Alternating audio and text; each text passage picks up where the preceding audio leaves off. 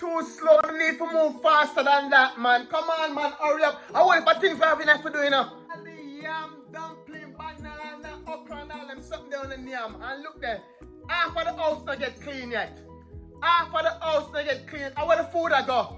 Where the food I go now? The big foot? At 10 o'clock church start tonight, you know.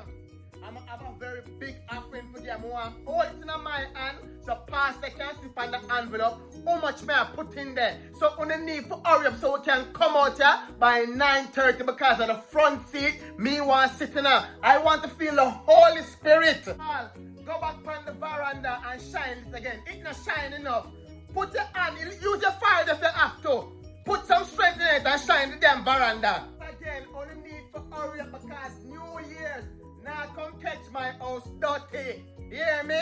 You bathroom, you kitchen, you living room. No, no, no, no, no.